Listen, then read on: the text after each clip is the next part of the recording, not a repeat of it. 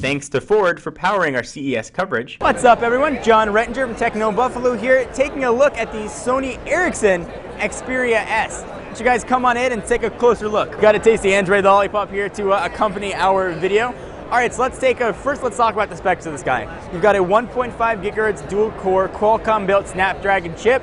You can guess the amount of RAM, 1 gigabyte, 4.3 inch HD screen, 12.1 megapixel sensor on the back, and that is an XMOR sensor with an LED flash right below it. And this is all from memory, by the way, so I expect some credit for that. See those buttons? That's actually see-through. So you can hopefully see my hand in there. It's kind of neat.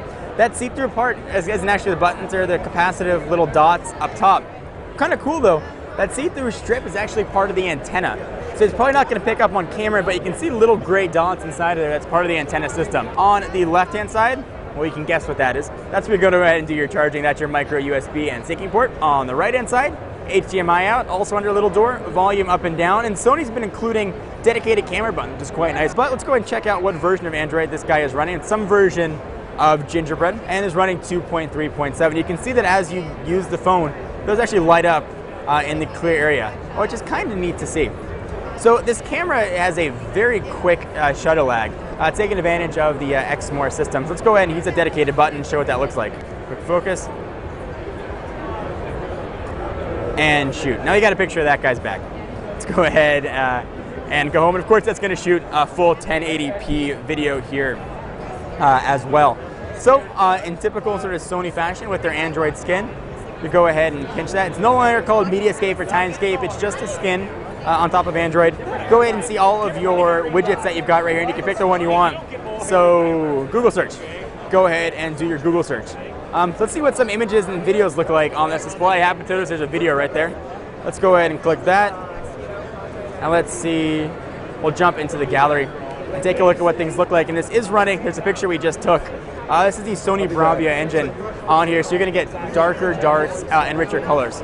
So pinch to zoom is obviously there. So the buttons we've got here on the bottom, you only have 3 buttons here as opposed to some of the 4 that we've seen on other Sony devices, like the Ion, for example. You've got your back, I'll light them up for you. You've got your, light them up! You've got your back, home, and menu button for doing all of your navigation. It's a pretty thin device, and on the side you can really see that cool clear strip right there. So no carrier information to report right now, but stay tuned for news.